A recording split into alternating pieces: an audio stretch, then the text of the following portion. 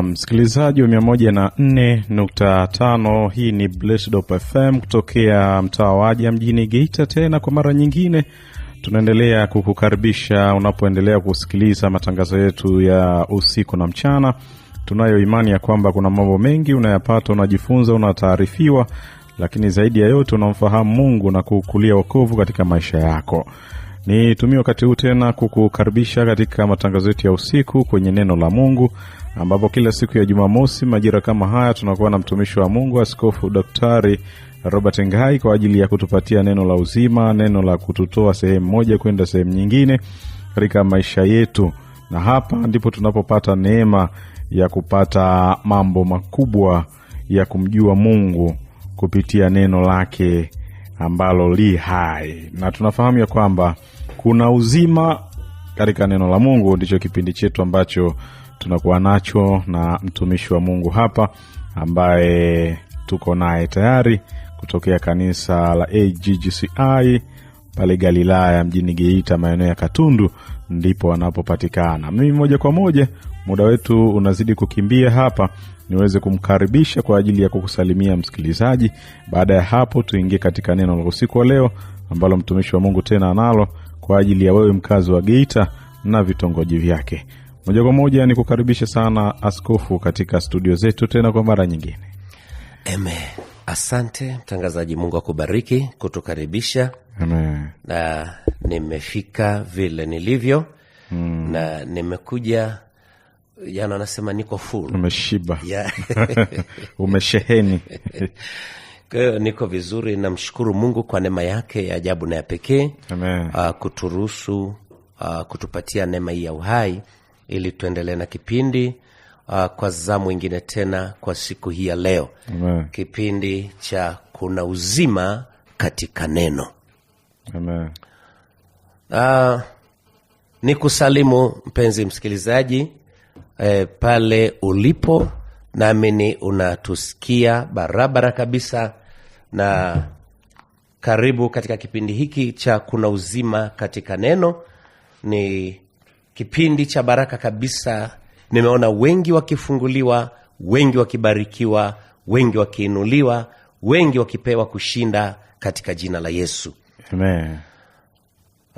Kama nilivyotambulishwa, majina yangu ni Askofu Daktari Robert Ngai.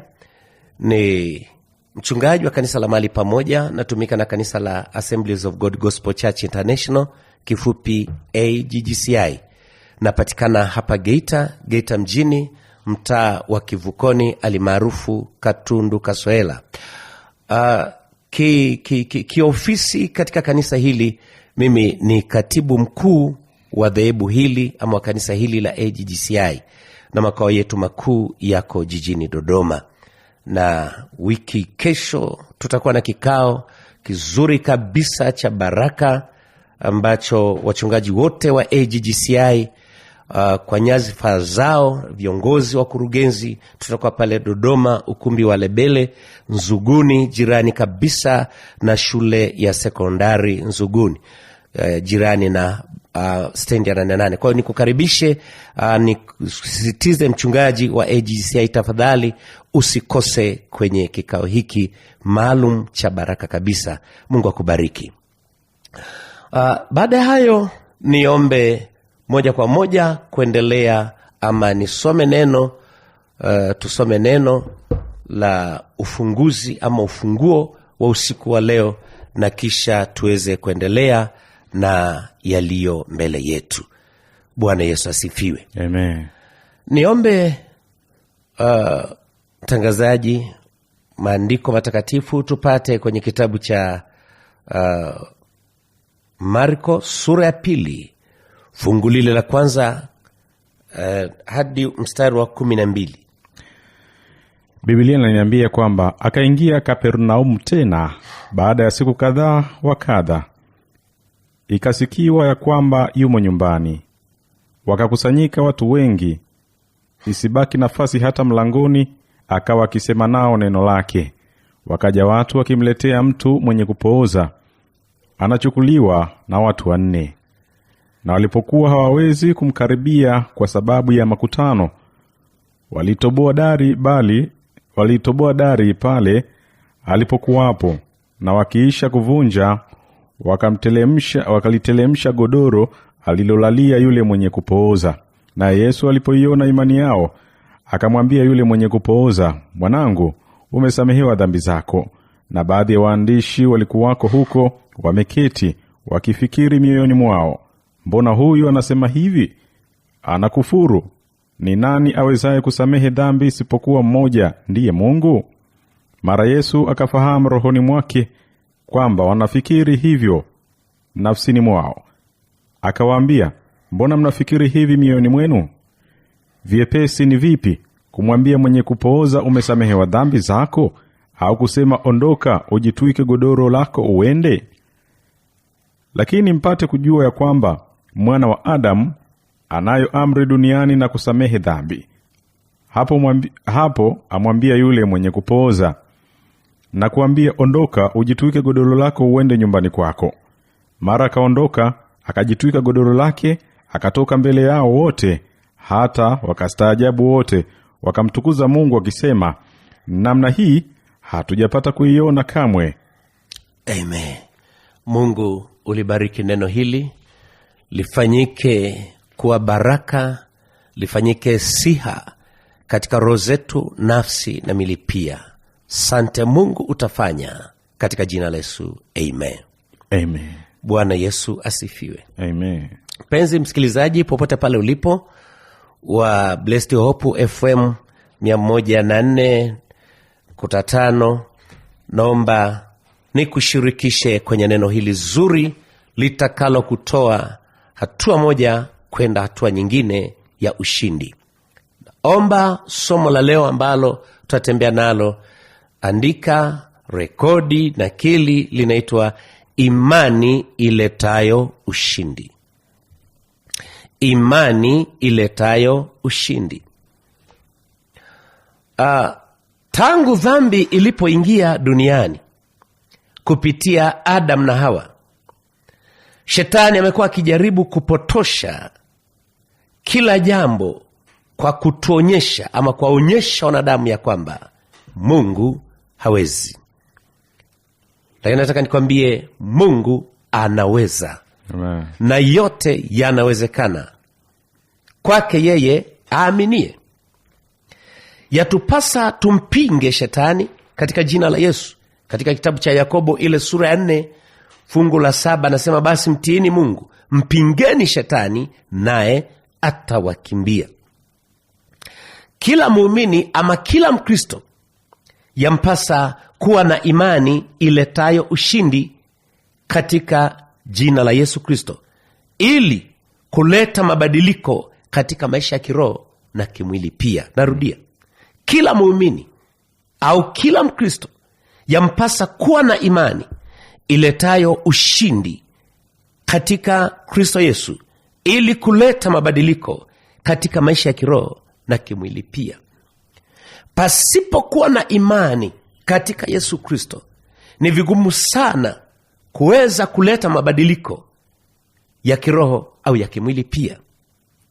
Kumbuka kuwa ni imani pekee ndiyo itakayoweza kuleta ushindi au matokeo mazuri katika maisha yako.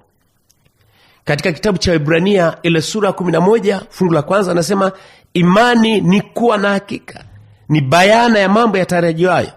Maana ni halisi ya yale tunayoyataka. Sasa inategemeana hata usiku wa leo, penzi msikilizaji, unataka nini Mungu akutendee? Unataka nini Mungu akutendee? Sasa kile unachotaka Mungu akutendee inategemeana na imani yako kwake. Umeaminije? Umeaminije? Umempokeaje Kristo? Umempa nafasi kwa viwango gani katika maisha ama katika moyo wako?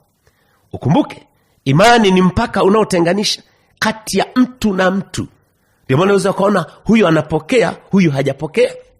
Si kwamba labda Mungu atafanya wakati mwingine. Inategemeana umeaminije? Umepokeaje? Utayari wako ukoje juu ya imani katika Mungu? Mwingine ushindwa kupokea kwa sababu ya hofu. Ukumbuke, hofu huliona lile analoliona mwanadamu.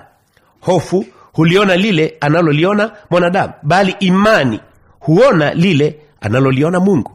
Katika kitabu cha Yeremia ile sura 29 fungu la 11 anasema, na yajua mawazo ninayowazia ni mawazo ya amani wala si ya mabaya. Kwa hiyo hofu, mtu anapofikwa na jambo, mtu anapofikwa na gumu, hofu inapotangulia mbele yake, kumbuka nimekwambia hofu huliona lile ambalo mwanadamu analiona, bali imani huona lile ambalo Mungu analiona ama analitaka. Bwana Yesu na apewe sifa tena. Amen. Kwa hiyo imani ndiyo njia pekee ya mtu aaminie, na imani ndiyo njia pekee ya mtu aaminie kupokea kile anachokitaka kutoka kwa Mungu.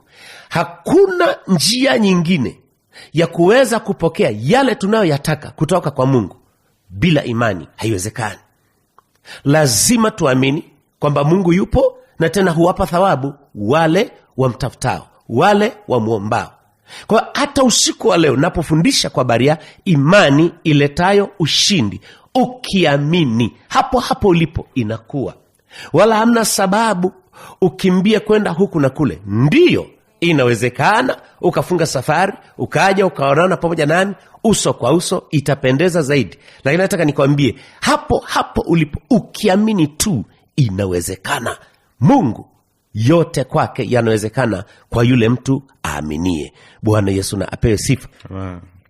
Imani ni nini? Imani ni mashine, ni nyenzo ya kuvuta mambo ya rohoni kutoka kwa Mungu na kuyaleta duniani au katika mwili. Imani ni nyenzo, ni kitu cha kusaidia ili tunapoomba ukiamini, tayari kile unachokihitaji, kile unachokitaka kwa imani, Mungu atakishusha. Mungu atakishusha na anakupa sawasawa na vile unavyoamini katika yeye Mungu, si vinginevyo. Bwana Yesu asifiwe. Hayo unaweza ukaona katika kitabu cha Yohana ile sura 6 fungu la 28 mpaka 29. Imani ni daraja la kukuunganisha na nguvu za Mungu. Imani ni daraja la kukuunganisha na nguvu za Mungu. Imani. Sasa madaraja mengi leo yamekatika, yamevunjika. Hakuna namna ya mtu kwenda ng'ambo ya pili. Kwa hiyo watu wamebaki upande mmoja ambako wanatakiwa wavuke waende kule ambako panatakiwa wafike. Lakini shida, madaraja yamekatika, yamevunjika, hakuna namna ya kuvuka. Wamebaki na kilio, wamebaki na mateso. Kumbuka nakwambia, imani ni daraja la kukuunganisha na nguvu za Mungu. Na ukisha kuwa connected, ukishaunganika na nguvu za Mungu wa mbinguni, hakuna lolote katikati yako, hakuna lolote mbele yako, hakuna lolote katika maisha yako litakaloshindikana. Yote yanawezekana. Amen. Kubali tu uunganishwe na Mungu wa mbinguni. Kumbuka nafundisha juu ya imani iletayo ushindi. Katika kitabu cha Marko ile sura ya 2 fungu la 1 mpaka 11 tumesoma habari ya ndugu aliyekuwa amepooza. Biblia inasema akabebwa na watu 4 wakiwa wamembeba kwenye godoro namna hii. Wakafika mahali pale waliposikia kwamba Yesu yupo, ili waingie wampeleke kwa Yesu, wamkutanisha na Yesu, wakiamini ya kwamba kupooza huku tukimkutanisha tu na Yesu, hali ya kupooza itaisha, shida ya kupooza itaisha, atanyanyuka na kuwa mzima. Lakini Biblia inasema walipofika ilishindikana namna ya kumkutanisha na Yesu. Kwa nini? Kulikuwa na umati. Watu waliingia pale na shida zao, kila mmoja na shida yake. Ilikuwa ngumu wengine kumhurumia huyu aliyepoza, kwa sababu na wao wamefunga safari kutoka mbali kwenda wakutane na Yesu ili awaondolee matatizo yao. maana Yesu ni mtatuzi wa matatizo yote. Yesu ni daktari bingwa. Yesu ni specialisti wa chochote kile ambacho kinawashinda wanadamu. Kwake Yesu kinawezekana. Amen. Na hata usiku wa leo ukiamini, mpenzi msikilizaji, popote pale ulipo, ni shida gani, ni tatizo gani, nataka nikwambie inawezekana. Nafundisha imani iletayo ushindi. Utashinda tu. Haijalishi kifungo chako kimekuwa cha muda gani, ni kina nani walikufunga, wakatafuta na sababu, wakatoa na sadaka, wakatoa makafara, wakafanya mambo ambayo wewe hukujua, lakini umekuja kuona tu matokeo. Nataka nikwambie juu ya imani iletayo ushindi katika Yesu Kristo, utashinda tu. Naam, utashinda. Na ni maombi yangu kuja kwenye kipindi hiki wewe upewe kushinda na zaidi ya kushinda katika jina la Yesu. Amen. Walipoona haiwezekani kumfikia Yesu, njia waliokuwa wameiendea imeshindikana. Kwa nini? Ina umati wa watu. Hawa watu wakafikiri na kuona iko njia ya kuweza kumfikisha huyu mgonjwa, kupeleka ili tatizo kwa Yesu. Iko njia. Kwa namna gani? Biblia inasema wakapanda darini, wakaanza kutoboa ile dari. Walikubali gharama, walipe gharama, walikubali waingie hasara, lakini tu mtu huyu apone. Kumbuka, uzima, afya ni mtaji. Pasipo afya hakuna chochote kitakachofanyika. Hakuna chochote. Ukisha gonjeka, ukisha paralyze, hakuna chochote utakachoweza kufanya. Hautaweza kufaidika na mali yoyote ambayo umeitabikia mpaka kuja kuipata. Kwa hiyo wakatafuta namna ya kuweza kumkutanisha huyu mgonjwa na Yesu Kristo. Biblia inasema wakapanda darini, wakatoboa. Wakati wanatoboa namna hii, ikapatikana nafasi, wakamshusha. Wakati wanashusha ile godoro mpaka pale Yesu alipokuwa amesimama, Biblia inasema Yesu alipoiona imani yao, si kwamba alipoona hali ya kupooza huyu, si kwamba alipoona hali ya kuhangaika na magonjwa ya mtu huyu, si kwamba aliangalia ni muda gani amepoza. Biblia inasema alipoiona imani yao. Kuna jambo linatendeka katika imani. Yeyote mwenye imani usiku wa leo, kwa neno hili, mpenzi msikilizaji, unaenda kupokea kitu, unaenda kufanikiwa, unaenda kuinuliwa, unaenda kufunguliwa sasa hivi, sio baadaye. Biblia inasema alipoiona imani yao, Yesu akamwambia yule mwenye kupoza, mwanangu, umesamehewa dhambi zako. Umesamehewa. Waliosikia wakadhani ya kwamba labda anakufuru, imekuwaje, nani awezaye kusamehe isipokuwa Mungu peke yake. Yesu akaona wanayoyawaza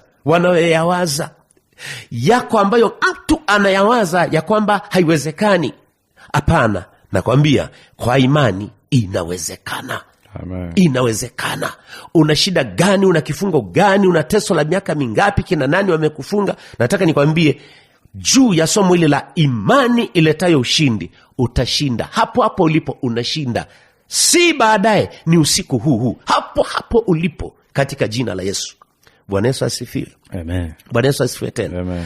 Yesu anawaambia mwana wa Adamu anayo amri juu ya lolote la hapa duniani. Anayo amri.